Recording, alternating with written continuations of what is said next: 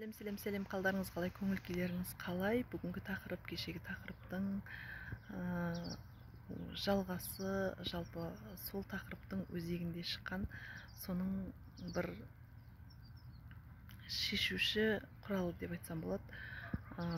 Жалпы ажырасуға алып келетін себептің ең бірінші себептерінің бірі адамдар бір-бірін кінәлаудан деп айттым, иә. Кінәлау, өкпе, реніштен, жалпы өкпелемесе, ренжімесе, бір-бірін кінәламаса, естественно, ешкімнен ажыраспайды. Тура соған байланысты келген жаңағы көптеген кінәлау, өзін кінәлі сезіну, өзін төмен санау, орысша айтқанда өзін жалпы ылғи да жертва состояниесінде ұстайтын адамдардан осындай әрекеттер шығады. Неге олай айтып отырмын? Өйткені ол жақсы кезінде жақсы өмірді құрып алып, бір кішкене қиындық келіп қалған кезде адамдар ойбай болмайды екен, мынадан құтылу керек, осылай дейді. Бұл жаңағы шындығына келгенде ащы шындық бұл тәкаппарлықтан болады. Тәкаппарлыққа не жеткізеді? Тәкаппарлыққа жалпы өз-өзін ылғи да төмен санау, кінәлі сезіну, кінәлі санаудан туындайды. Әйтпесе өте ойшыл, мықты, данышпан, дара, даңғыл тұлғалар жалпы тәкаппарлыққа жол бермейді. Өйткені ол өз-өзімен сол жұмыс істейді. Жалпы біздің өмірімізде кез келген адамдар бізге сабақ берушілер, ұлы ұстаздар деп біз айтамыз, иә. Осы ұлы ұстаздарымыздың ең біріншісі, ең үлкені біздің ата-анамыз. Біздің ата-анамыз, біздің әке-шешеміз, біздің ең мықты ұстаздарымыз. Біздің әкеміз біздің ұлы ұстазымыз болса, біздің анамыз біздің ең мықты, ең мейірімді ұстаздарымыздың бірі. Осыдан басталып, өйткені сенің тұла бойыңда 60-қа келіңіз, 70-ке келіңіз, 10-ға келіңіз, 5-ке келіңіз, 2-ке келіңіз, өйткені сізде бір дене бар, иә. Ол дене өзгермейді. Сіздің мінезіңіз, ақыл ойыңыз толықсығанымен, сіз нешеге келсеңіз де сізбен болатын ойлар, сізбен болатын көңіл күйлер, сізбен болатын сынақтар, сізбен болған қиындықтар, осының барлығы сіздің денеңізден өтеді. Сол себепті жаңа психологтардың көбісі айтып жататын себебі осы: балалық травмамен, детский травмамен жұмыс жасау керек деп. Детский травмамен жұмыс жасаудың не үшін қажеттілігін сіздерге айтайын. Өйткені осы біздің ұлы ұстазымыз, үлкен ұстазымыз, әке-шешемізбен тікелей байланысты болғандығы үшін. Неге?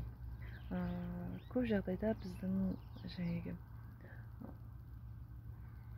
автоматын бала әке-шешесінен көргенін жасайды, қайталайды. 100-100 болмаса да 50-50. Сондықтан осы состояниядан шығудың, өз-өзін кешке дейін үнемі жертва санаудан, реніштен, өкпеден, тәкаппарлықтан жаңа айттым, иә, құтылудың ең мықты методикалары, ең мықты фишкалары, ең мықты техникалары, бұларды жалпы басқа психологтар менторствода, жеке қабылдауларда береді. Сондықтан бұны айтып отырмын. Бұл техникаларды, бұл жаттығуларды, бұл жалпы сабақтарды сіз орындайтын болсаңыз, сізде Алла қаласа өте мықты үлкен жетістіктер болады. Жалпы кез келген минус жағдайлардан, негативті проблемалардан шығып өтудің жолын табасыз. Ол үшін сіз реніш, өкпеден бірінші құтылуыңыз керек. Өкпе, реніштен құтылмай, жертвалық состояниедан шықпайсыз. Жертвалық состояние неден болады?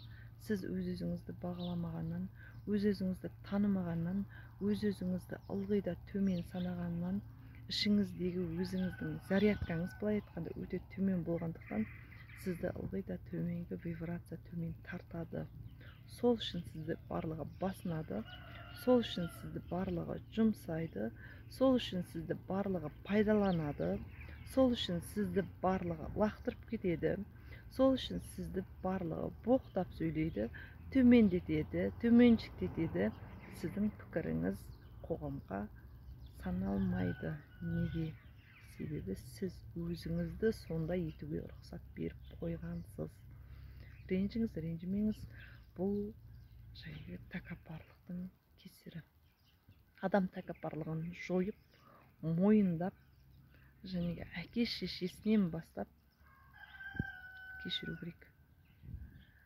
Әке шешеге ренжуге болмайды, ренжімейміз, қайдағанын дегеннің көп айтылады. Бірақ бетпе-бет адамдармен жұмыс істей келген кезде тіпті бір 37 жастағы бір әйел болды. Сол кісінің өзінің айтқан әңгімесіне қарап мен шок болғаным бар. Менің шешем дейді, ұйықтап жата береді отырып. Маған даже каш пісіріп берген емес. Мен мектептен келгенде мені қарсы алған емес. Менің жиналысыма барған емес. Боянып жүреді, киініп жүреді, әдемі жүреді, бірақ сыртқа маған ондай жасаған емес дейді. Ойлаңыз, осыны көріп өскен бала, егер сабақ алайын деген ол кісінің ниеті бар болатын болса, мен осыдан үйренейін деген ниеті болатын болса, және мен айттым, анасы ұлы ұстаз деп. Анасының ұстаздығынан, анасының үйреткен сабағы не ол кісіге? Баламен мынандай қарым-қатынас жасауға болмайды. Егер ол адам үлкен өмірге баланың көзінде осындай ана, осындай состояниемен қалатын болса, баланың болашағына балта шабады. Сондықтан балаға мейірім керек. Маған мейірім жетіспейді деген әлі де сол детский, балалық позицияда қалып қойған. Жасы өсіп кеткен, жылдар өтіп кеткен, бірақ әлі сол баяғы бала күйіндегі бір рет көрген. Кішкентай, мүмкін 5 жастағы болды, 4 жастағы болған әңгімелер шығар, білмеймін. Дәл енді қазір ондай жатпайтын шығар. Енді қазір ондайға ренжуге, күлкіні, біреулер үшін күлкілі болуы мүмкін. Жоқ, шындығына келгенде осы нәрсенің барлығы адам өміріне осындай травмалар әкеледі. Сондықтан осындай ұсақ-түйек травмалардан, осындай өзіңізді төмен санау өкпе реніштен құтылу үшін сіз қолыңызға қағаз қалам алуыңыз керек. Қағаз қалам не үшін керек бізге? Егер сіз бұның барлығын біреуге айтатын болсаңыз, одан 5 есе жертваға, одан 5 есе өкпе ренішке толасыз. Ал қағаз қалам сіздің сырыңызды ешкімге айтпайды. Сондықтан қағаз қаламға сіз ойыңызды бүкпесіз, ешқандай жасырмай түсіре аласыз. Сол үшін ең мықты құрал бізде қағаз қалам. Қағаз қаламды аласыз, 2-ге бөлесіз, ұлы ұстазым әкем деп жазасыз. Менің ең мықты ұстазым анам деп жазасыз, мамам деп жазасыз ба, білмеймін, шешем деп жазасыз ба, кім қалай атайды, но ең бастысы ата-анаңызды жазуыңыз керек. Солай 2-ге бөлесіз да, әкеңізге қатысты 20 сабақты, анаңызға қатысты 20 сабақты жазасыз. Былай айтқанда өкпе ренішіңізді жазасыз. Бірақ бұл жерде өкпе ренішіңізді жазбайсыз, осылай екен деп жазбайсыз. Сіз ол жерге алған сабағыңызды. Мысалы, жаңегінде мен айттым ғой. Мысалы, сізге анаңыз мектепке бармаған деп ренжуіңіз мүмкін. Сізге анаңыз қажетті заттарды сатып алып бермеген деп ренжуіңіз мүмкін. Бұдан қандай сабақ аласыз? Баланың анасына ренжімеу үшін қажеттілігін алып беретіндей мүмкіндік тудыру керек. Сондай сабақ алатын өзіне. Менің балам мені дудырап үйде жатқанымды көрмей, керісінше менімен ойнап, менің махаббатымды алып өсу керек. Мен баламды жиі құшақтаймын, оған жақсы көретінімді айтамын. Мен баламның әрбір қылығын, қызығын бақытқа балаймын. Бұл бақыт қайталанбайды. Сондықтан мен әр нәрсені уақытында жасаймын. Уақыт өтіп кеткеннен кейін кейбір заттар екінші рет қайталанбай қалуы мүмкін. Сондықтан мен анамнан осындай сабақ алдым деген сияқты. Осыны шотқа жазыңыз. Өскіңіз келсе, дамығыңыз келсе, жертва болып көрінгеннің аяғының астында жүргіңіз келмесе, мысалы біреулер болады, біреулердің әкесі бір қатты сыншыл болуы мүмкін. Ананы сынайды, мынаны сынайды, ананы айтады, мынаны айтады. Немесе бір әйелдер болады, салпылдап өте көп өсек айтатын, өте көп адамдардың минусын айтатын. Аның қызы сөйтіп қапты, мынаның қызы сөйтіп қапты деп ойланып келіп, өзіңнен өтпейінше өмірден өтпейсің деген бар, иә. Біреудің кінәсін айтсаңыз дейді, ол сіздің өміріңізде болмайынша сіз өмірден өтпейсіз. Ал сіз біреуді айттыңыз, ертең сіздің ол балаңыздан алдыңыздан шығады. Ал осындай жағдайлар өміріңізде орын алған болса, сіз осылай жазасыз: мен ешбір адамның тағдырын, өмірін сөз қылмауды үйрендім. Мен осындай сабақ алдым. Осының барлығын жазасыз. Сол кезде сізді бұл жерде бір маңызды дүние, сіз осының кесіріне менің әке шешем осындай дүние жасап, мен осындай болып қалдым деген нәрсені ешкім кінәлі емес. Ешкім кінәлі емес. Бұл адамдар, жалпы менің өмірімде кездескен адамдар, менің өмірімдегі мықты ұлы ұстаздар деп ауыстырасыз. Сол кезде автоматом сіздің ойыңыздағы адамдарды кінәлау, адамдарға ренжу, адамдарға өкпелеу сезімі өшеді. Адамдарға ренжімегеннен кейін, адамдарға өкпелемегеннен кейін, адамдарды кінәламағаннан кейін сіздің жүрегіңізде өте бір мықтылық, өте бір сондай таза сезім, жеңіл сезім пайда болады.